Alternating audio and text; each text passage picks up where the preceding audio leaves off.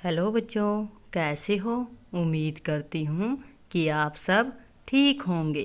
तो बच्चों, आज हम करेंगे थर्ड क्लास की हिंदी और उसका चैप्टर नंबर है 12 और इसके करेंगे हम प्रश्न उत्तर। तो बच्चों, स्टोरी हमने पिछली वीडियो में की थी। आप चैनल के लिंक के ऊपर जाकर स्टोरी को देख सकते हैं। थोड़ा सा रिकैप कर लेते हैं। लेसन का नाम है जब मुझको सांप ने काटा। तो बच्चों, एक छोटा सा लड़का होता है, वो अपने नाना के घर जाता है और जब वो अपने नाना के घर जाता है तो उसको एक भर काट लेती है और सबको यह वहम हो जाता है कि उसको सांप ने काटा। और उसका नाना जी उसको एक झाड़ फूंक वाले के पास लेकर जाता है और वह झाड़ फूंक वाला झाड़ फूंक करके उसको कहता है कि आप इसे सही समय पर ले आए, नहीं तो बहुत ही खतरनाक सांप था ये। तो बच्चों, देखते हैं, करते हैं इसके क्वेश्चन आंसर। बहुत सारी एक्सरसाइज हैं इसकी, तो करते हैं। कहानी की बात।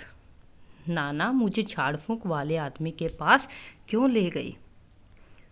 तो लड़का क्या पूछता अपने नाना से, पूछता है कि आप मुझे उस आदमी के पास क्यों लेकर गए। नाना मुझे झाड़ फूंक वाले आदमी के पास इसलिए ले गए क्योंकि उन्होंने समझ लिया कि मुझे सांप ने काट खाया है ना। तो नाना इसलिए लेकर गई क्योंकि उनको लगा कि उसको सांप ने काट लिया है। उस आदमी के झाड़ फूंक से मेरे शरीर के अंदर सांप के जहर का असर नहीं होता है ना। तो आगे देखते हैं। मैं बूढ़े आदमी को क्या बताना चाहता था, यही कि मुझे सांप ने नहीं बल्कि बर ने काटा है ना। लेकिन वो बता नहीं पाता है ना। जब सांप नारियल के खोल में घुस गया तब मैंने क्या किया, मैंने ऐसा क्यों किया होगा।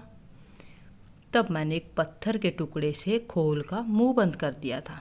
मैंने ऐसा इसलिए किया होगा ताकि सांप खोल के अंदर कैद हो जाए और वो बाहर ना निकल सके, है ना। क्या बूढ़े आदमी ने सचमुच मेरा इलाज कर दिया था। तुम ऐसा क्यों सोचते हो। बूढ़े आदमी ने मेरा इलाज नहीं किया था। दरअसल मुझे सांप ने नहीं काटा था, बल्कि मुझे तो एक बर ने काटा था। उसके काटने से मुझे दर्द तो तेज हुआ, लेकिन कुछ देर बाद खत्म भी हो गया, है ना। अगला क्वेश्चन करते हैं। मुझे असल में सांप ने नहीं काटा था। फिर मैंने अपनी कहानी का नाम जब मुझको सांप ने काटा क्यों रखा। तुम इससे भी अच्छा कोई नाम सोचकर बताओ, क्योंकि सबको यही मालूम था कि मुझे सांप ने काटा है ना। मुझे झाड़ फूंक करने वाले के पास ले जाया गया। वह झाड़ फूंक कर ही रहा था कि मेरी उंगली का दर्द खत्म हो गया। उसने सोचा झाड़ फूंक के कारण ऐसा हुआ है। तो बच्चों, कहानी का दूसरा शीर्षक क्या हो सकता है। कहानी का दूसरा शीर्षक हो सकता है झाड़ फूंक करने वाले बाबा, है ना। उई माँ। कहानी में लड़के को बर काट लेती है। बर का डंक होता है। कुछ और कीड़ों जंतुओं का नाम लिखो जो डंक मारते हैं, जैसे बिच्छू, मधुमक्खी और ततैया, है ना। ये भी डंक मारते हैं। आगे है तुम्हारी बात। देखते हैं क्या है। मैं बूढ़े को कुछ बताना चाहता था पर बता नहीं सका। क्या तुम्हारे साथ भी कभी ऐसा हुआ है।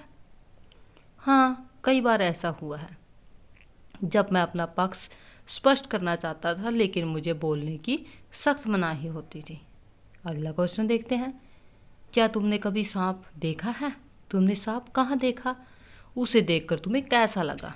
मैंने सिर्फ एक बार सांप देखा था, वह भी अपने घर के दरवाजे के पास। उसे देखते ही मेरे होश उड़ गए। अपने घर पर पूछो कि अगर किसी को सांप काट ले तो वे क्या करेंगे। पूछ कर लिखो। तो आपको ये क्या करना है, इसको अपने घर वालों से पूछना है कि अगर हमें सांप काट ले तो क्या करना चाहिए, है ना। अब क्या करें। तुम क्या करोगी अगर तुम्हें या तुम्हारे आसपास किसी को बर काट ले, किसी को चोट लग जाए या फिर किसी की आंख में कुछ पड़ जाए, किसी की नाक से खून बहने लगे। कक्षा में इन पर बातचीत करो। हो सके तो किसी नर्स या डॉक्टर को कक्षा में आमंत्रित कर बात करो, है ना। तो देखते हैं, किसी को बर काट ले, हम लोहे की किसी चीज़ से उस बाघ को रगड़ देंगे जहाँ बर ने काटा है। तो आपको क्या करना है, अगर आपको कोई बर काट लेना तो आपको कोई लोहे की चीज़ देखनी है और उसको वहाँ पर रगड़ देना है ना, जहाँ पर बर ने काटा है। किसी को चोट लग जाए, हम उसकी प्राथमिक चिकित्सा करेंगे। चोट लगे, भाग को डिटोल वाले पानी से धोकर उस पर मलहम लगा देंगे, ज़रूरत के मुताबिक उस पर पट्टी भी बांध देंगे, है ना। आगे देखते हैं, किसी की आंख में कुछ पड़ जाए तो क्या करना है, तो आपको साफ पानी से छींटे मारने हैं आंख में, उससे आंख में जो कुछ पड़ गया है वो निकल आता है। किसी की नाक से खून बहने लगे तो क्या करना है, उसे पीठ के बल इस तरह लेटा देंगे कि उसका सिर नीचे की ओर झुका रहे, नाक को गीले कपड़े से ढक लेंगे, है ना। आगे देखते हैं, जरा सोचो तो, नारियल के खोल जैसी और कौन सी चीज़ों में सांप छिप सकता है। जैसे कबाड़ घर में कहीं पर भी सांप छिप सकता है, इसलिए अगर हम सफाई करें जहाँ पर ज़्यादा कबाड़ हो तो हमें ध्यान से करनी चाहिए, है ना। वह खोल अहाते में कैसे पहुँचा होगा, उस घर के लोगों ने नारियल खाया होगा और खोल को अहाते में फेंक दिया होगा, है ना। घर के हिस्से नीचे कुछ शब्द दिए गए हैं, उन शब्दों में कुछ शब्द से संबंधित हैं, उन पर घेरा लगाओ। तो आपको घर से संबंधित हैं जो, उन पर क्या करना है, आपको घेरा लगाना है। जैसे अहाता घर के अंदर होता है, आंगन भी घर के अंदर होता है, और बरामदा भी घर के अंदर होता है, और जीना भी घर के अंदर होता है, अटारी भी, आला भी, और घर तो घर ही होता है, सीढ़ी भी, है ना। छत भी घर के अंदर होती है, सड़क नहीं होती। रसोई भी होती है घर के अंदर, है ना बच्चों। और छज्जा भी होता है घर के अंदर, है ना। दालान भी घर के अंदर होता है ना। अस्तबल नहीं होता, अस्तबल किसे कहते हैं, घोड़े के घर को अस्तबल कहते हैं, है ना। और क्या होता है, रहट भी नहीं होता है, नहर भी नहीं होता है, पुलिया भी नहीं होता है, जोहड़ भी नहीं होता है, डागर भी नहीं होता है, टांड होता है जिसे हम अपनी भाषा में टैंड भी कहते हैं, है ना। कमरा भी होता है, और क्या होता है, मुंडेर भी होती है ना। तो आपको ऐसे इसको सर्कल करना है। आगे देखते हैं, क्या समझे, नीचे लिखे वाक्यों का मतलब बताओ। सांप पास की झाड़ी में गायब हो गया, सांप पास की झाड़ी में छिप गया, है ना। वह चट मुझे गोद में उठाकर भागे, वह तुरंत मुझे गोद में उठाकर भागे। तो आपको सही करके लिखना है। अच्छा बच्चा, अब बच्चा खतरे से बाहर है, अब बच्चे को कोई खतरा नहीं है। नाना ने उसके लिए बहुत सी चीज़ें भेंट में दी, नाना ने उसे बहुत सी चीज़ें दी। कैसे कहा, अलग अलग निशानों से पता चलता है कि बात कैसे कही गई है।